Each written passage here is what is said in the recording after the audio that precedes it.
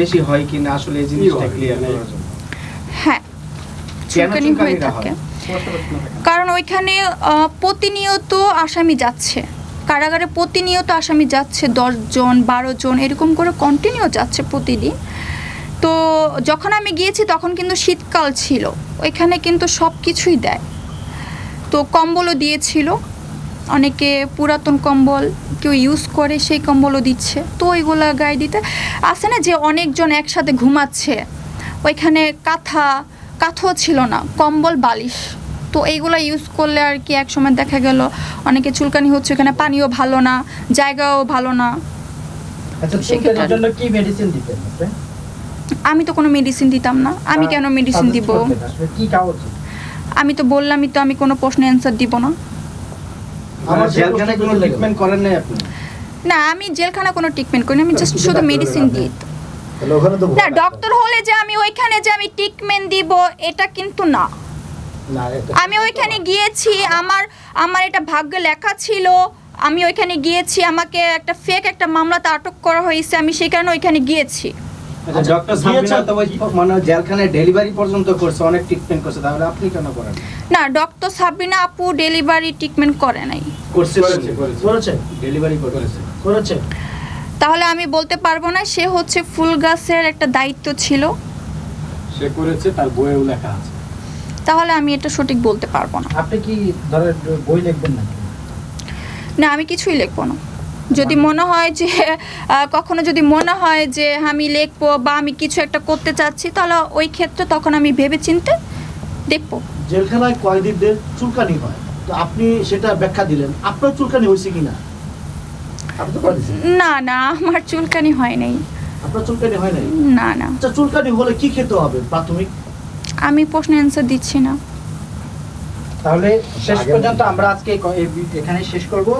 মানে আচ্ছা, আমরা মোটামুটি আপনি ভুয়া ডাক্তার, এটাই প্রমাণিত, এটাই তো নাকি? এখন আপনারা যদি ভেবে থাকেন যে হচ্ছে আমি একজন ভুয়া ডাক্তার, তাহলে ওকে ফাইন। মানে এখন পর্যন্ত আপনি হ্যাঁ, এখন পর্যন্ত আমি আপনাদের সবার কাছে, শুধু আপনাদের কাছে না, পুরো অল বাংলাদেশের সবার কাছে আমি একজন ফেক ডক্টর বলে পরিচিত বর্তমানে।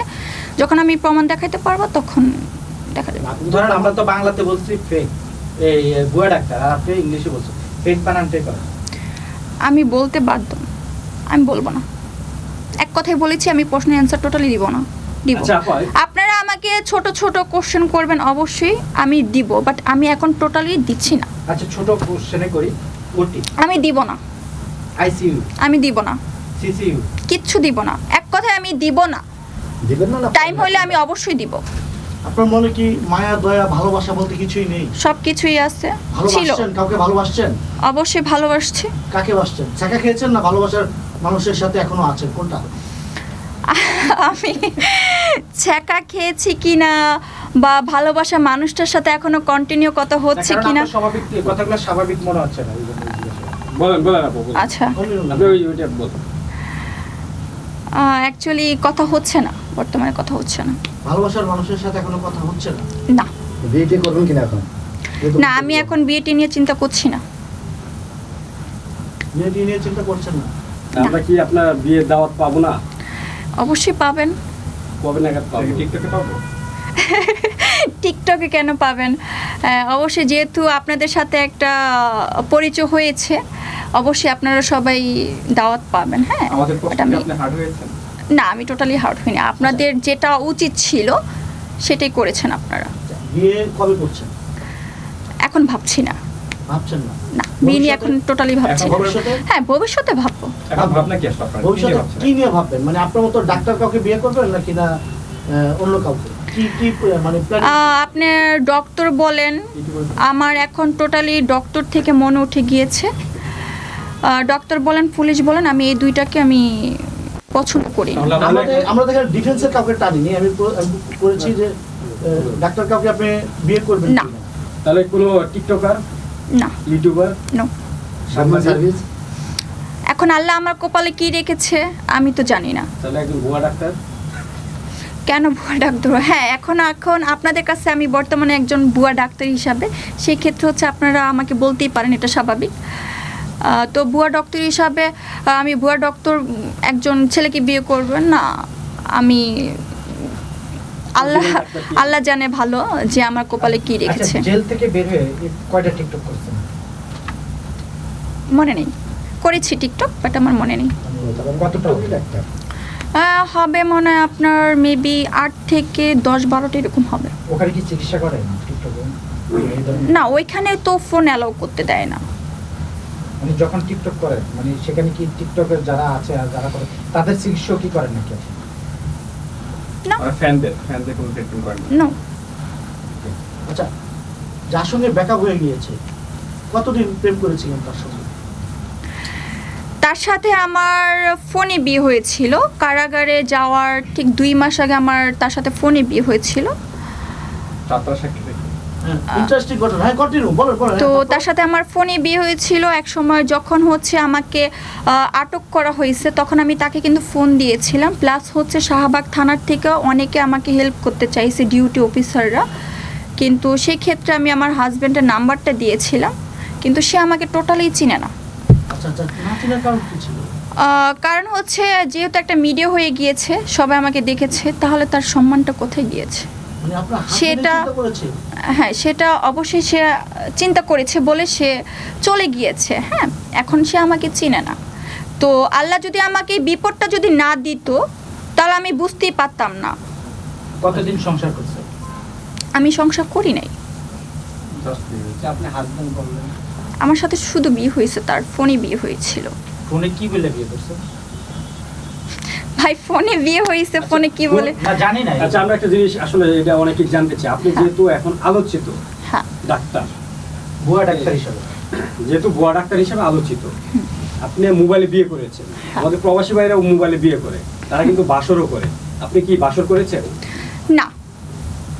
তাহলে এই যে হাজবেন্ড বলতেছেন, তাহলে এটা তো তার সাথে আমার শুধু ফোনেই বিয়ে হয়েছিল, বাট হচ্ছে তার সাথে আমার কথা কন্টিনিউ হইতো। কাবিন কিভাবে আসছে? কোর্টে বিয়ে হয়েছে আমাদের। কোটো বিয়ে হয়েছে। জি, কাবিন নামা আছে আপনার? কাবিননামা যেহেতু আমি কারাগারে গিয়েছিলাম আপনার ডিসেম্বর মাসের 24 তারিখে, তার আগে 2 মাস, কাবিননামা নাকি 3 মাস পরে উঠানো যায়। এটা তো ভুয়া ঘটনা। এটা আমার আইডিয়া নাই, বাট আমি যেটা শুনেছি বলছে যে 3 মাস পরে নাকি কাবিননামা তোলা হয়। এখন তুলতে পারবেন? হ্যাঁ, এখনো তুলতে পারবো। আর তার বিরুদ্ধে কোনো আইনগত পদক্ষেপ নেবেন নাকি সংসার করবেন? আমি তার সাথে সংসার করতে চাচ্ছি না। স্বামীদের পান তাহলে কি তাকে ডিভোর্স দিবে? হ্যাঁ, অবশ্যই দিব, কারণ আমার বিপদের সময় সে আমার পাশে ছিল না, সে আমার হাতটা ছেড়ে চলে গেছে। এই যে আপনি মোবাইলে বিয়ে করেছেন, আর হাতকে ধরেছেন, দেখা হয়ে ধরা হয়েছে, না, তার সাথে আমার সরাসরি সাক্ষাৎ হয় নাই, তাহলে কিভাবে বিয়েটা করবেন? ফোনে বিয়ে হয়েছে। আপনার কি আসলে সবকিছু কি গায়েবী ভাবে হয় নাকি? যেমন আপনি ভুয়া ডাক্তার, আপনি জেলে গেলেন সেটাও গায়েবী বললেন, তারপরে এই যে বিয়ে করছেন এটাও গায়েবী। এটা আজব ঘটনা। এটা হচ্ছে আপনারা হয়তো জানেন যে ফোনও বিয়ে হয়, তো সেই ক্ষেত্রে আমারও এইভাবেই ফোনে বিয়ে হয়েছে। বাট হচ্ছে না, মনে হইলো যে না, পাশে একজন দিন শেষে আছে না, 5 মিনিট কথা বললে এটি এনাফ, মানসিক শান্তিটা পেয়েছে। বাট হচ্ছে আমি ওইটাই চেয়েছিলাম, বাট বিয়ে হয়েছিল, কিন্তু সে যে আমাকে এইভাবে রেখে যে চলে যাবে আমি কখনো ভাবি নাই। মানসিক শান্তি পেয়েছিলেন? তার সাথে আমি ওইরকম কথা, তার বিয়ে হয়েছিল বাট আমি ওইরকম তার সাথে কথা বলতাম না। ফোনে কথা বললে হাইস্টে গেলে আপনার 10 থেকে 15 মিনিট 20 মিনিট কথা বলতাম। আমি ফোনে ওইরকম কারোর সাথেই টোটালি কথা বলতাম না লং টাইম। তাহলে যে বিয়ে করলেন মানসিক শান্তি পাওয়ার জন্য, তো মানুষ বিয়ে করে। যে দিন শেষে যে থাকে না যে মেন্টালিটি সাপোর্টটা দিবে, তো ওইরকম একজন মানুষ ছিল, কিন্তু আমার এই বিপদটা না আসলে আমি মানুষ চিনতাম না। বিয়ে করার তো অনেকদিন পরে বিপদটা আসছে। হ্যাঁ, এর আগে কি মানসিক শান্তি পাননি? অবশ্যই পেয়েছি। এই যে আপনি বললেন তার সাথে দেখাই হয়নি, তাহলে কিভাবে শান্তিটা পেয়েছেন একটু যদি ব্যাখ্যা করে বলেন। আমার এই গল্পটা কিন্তু আমাদের প্রবাসী দর্শকরা দেখবে, অনেকেই দেখবে। আমার হাজব্যান্ডও কিন্তু প্রবাসী, সেও কিন্তু দুবাই থাকে। আচ্ছা, আবার খান। সেও হচ্ছে দুবাই থাকে। দেন হচ্ছে তার সাথে আমি কথা বলতাম, সে কিন্তু আমাকে কন্টিনিউ ফোন দিত মেসেঞ্জারে, হোয়াটসঅ্যাপে, ইমোতে। তো আমি ইমোটা ইউজ করতাম না, ওইটা আমার কাছে খুব বোরিং লাগতো। তো সে বেশিরভাগ হচ্ছে আমাকে ফোনে মেসেঞ্জারে না পাইলে সে আমাকে কন্ট্যাক্ট নাম্বারে কল করতো যে মুনিয়া তুমি কোথায় আসো, কী করছো। তো যখন আমাকে জিজ্ঞাসা করতো যে তুমি কোথায় আছো, আমি বলতাম যে ডিউটিতে। এমনকি সে আমার ভিডিও কলও আমার কানে ব্লুটুথ থাকতো, তার ভিডিও কলে রেখে আমার অ্যাপ্রনের পকেটের মধ্যে আমি ফোনটা রেখে দিতাম। সে কিন্তু দেখতো যখন আমরা রাউন্ড দিতাম রুগী, তখন কিন্তু সে ভিডিও কলে ছিল। এই যে তারপর বলেন, বলেন। ভিডিও কলে থাকার পর সে আমাকে জিজ্ঞাসা করতো যে মুনিয়া তুমি ব্রেকফাস্ট করেছো? বলতাম যে না, লেট হইতো, কাজে চাপ ছিল। তখন কিন্তু সে আমার বিকাশে কিন্তু টাকা পাঠিয়ে দিত, 2-3 হাজার টাকা করে টাকা পাঠিয়ে দিত। না আমি বলতাম না যে টাকা দিতে, সে আমাকে পাঠিয়ে দিত। তো এইভাবে করতে করতে কন্টিনিউ কথা বলতে বলতে তারপর হচ্ছে একটা সময় দেখা গেল আমি একটা ফেক মামলা আটক হইলাম। এগুলো সব কিছু জানার পরে সে আর কি আমার সাথে কন্ট্যাক্ট করতে চাচ্ছে না। তারপরে কারাগার থেকে বের হয়ে আমি তার সাথে কন্ট্যাক্ট রেখেছিলাম। দেখার পরে যখন আমি বাসায় এসে দেখি আমার বাসার সব কিছু এলোমেলো হয়ে গিয়েছে, কারণ ওই মুহূর্তে আমার কাছে আমার কোনো টাকা পয়সা কিন্তু আমার কাছে কিছুই ছিল না। আমার কাছে আমার ফোনটাও ছিল না, আমার ফোন টোন সব কিছু থানায় ছিল। তো আমি ওই মুহূর্তে ভেঙে পড়েছি যে আমি কোথায় থাকবো। আমার বাসাও কিন্তু সব কিছু এলোমেলো ছিল, আমার বাসা থেকেও বাড়িওয়ালা বলছে বাসা ছেড়ে দেওয়ার জন্য। তো ওই মুহূর্তে আমি কোনো রুম খুঁজে পাইনি। ওই একদিনের মধ্যে আমি তার যে গলিতে ছিলাম ওই গলির পরের গলিতে আরেকটা রুম পেয়েছিলাম, ছোট্ট এক রুম। তো ওইখানে আমি আপাতত উঠেছিলাম। ওই বাসায় আমি গিয়েছি, ওই আন্টির কাছে আমি সব কথা খুলে বলেছি। বলার পর আন্টি আমাকে তার বাসায় থাকতে দিয়েছিল রুমে। তখন কিন্তু আমি তাকে অ্যাডভান্স টাকা একটা টাকাও আমি দেই নাই। আচ্ছা ঠিক আছে, এইটা ঠিক আছে। আপনি এই যে আচ্ছা আপনার হাজবেন্ডের নামটা কি বলা যাবে? আর নাম ছিল কামরুল। ও রাসম সাইফুল রাজীব।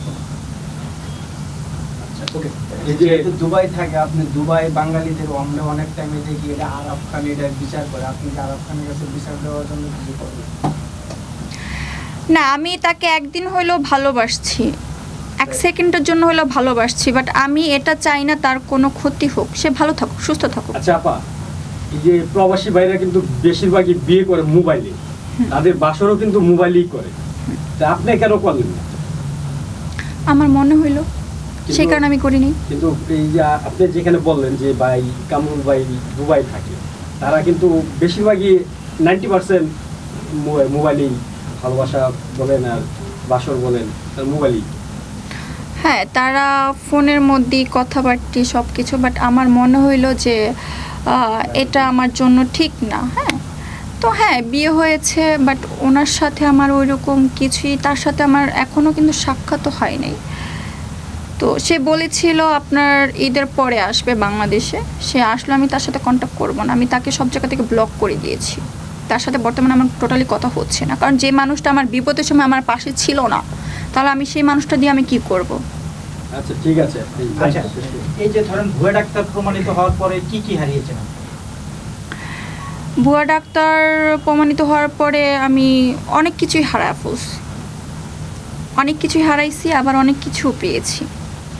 আচ্ছা আমরা হার্মলিস্ট তো অনেক কিছু জানলাম, প্রাপ্তি লিস্ট একটু করে কি কি পেয়েছেন? কি কি পেয়েছি অ্যাকচুয়ালি আমি বিপদে যদি আমি না পড়তাম তাহলে আমি বুঝতেই পারতাম না যে পৃথিবীতে আরও ভালো মানুষ আছে। যেমন হচ্ছে আমার অ্যাডভোকেট শামিমা নাজনীন, উনি কিন্তু আমাকে টাকা ছাড়া জামিন করাইছে। করার পর সে কিন্তু আমাকে ছোট্ট একটা বাটন ফোন কিনে দিয়েছে তার সাথে কন্ট্যাক্ট করার জন্য। এমনকি সে আমাকে একটা সিমও তুলে দিয়েছে তার আইডি কার্ড দিয়ে। আমি জাস্ট তার সাথে কন্ট্যাক্ট রাখার জন্য সে আমাকে ফোনটাও কিনে দিয়েছে, প্লাস সে কিন্তু আমাকে টাকা দিয়েছে। সে কিন্তু আমাকে বাসার অ্যাডভান্স টাকা পর্যন্ত দিয়েছে। সে আমার জন্য অনেক কিছু করেছে। আর সেক্ষেত্রে হচ্ছে সে আমার অ্যাডভোকেট আপু আসার পর কিন্তু আরেকটা লোক আসছে, সেও কিন্তু আমাকে হেল্প করেছে। আচ্ছা সর্বশেষ ধরেন আপনি সব কিছুতে এত এত এত লং টাইম ধরে আপনার ইন্টারভিউ নেওয়াতে আমরা বুঝলাম যে আপনি কোনো কিছু প্রমাণ করতে পারলেন না, আপনি সব কিছুতে ভুয়া প্রমাণিত হলেন। এই ভুয়া প্রমাণিত হওয়ার কারণে আপনার জাতির কাছে কোনো ক্ষমা চাবেন? আমি তো ভুয়া না, আপনার কথা বা আপনি কোনো কিছু অ্যান্সার দিচ্ছেন না, সবকিছু মিলে একটা এখন পর্যন্ত আমরা যতটুকু জানলাম আপনি ভুয়া ডাক্তার। এখন জাতির কাছে আপনি কোনো ধরনের ক্ষমা চাইবেন কিনা একটু যদি বলেন, নাকি সোশ্যাল মিডিয়াতে আপনি চান আপনি এইভাবে কন্ট্রোভার্সি থাকুক আর আপনি ভাইরাল হন? আমার ভাইরাল হওয়ার কোনো ইচ্ছুক নাই, আমার সোশ্যাল মিডিয়াতে থাকারও কোনো ইচ্ছুক নাই। আমি যতক্ষণ তো আমি প্রমাণ না করতে পারবো আমি জাতির সবার সামনে আমি থাকবো। ক্ষমা চাইবেন না? ক্ষমা আমি কেন যাব? আপনি আপনার জায়গায় রাইট আছেন। ইয়েস। ওকে। ব্যাকআপ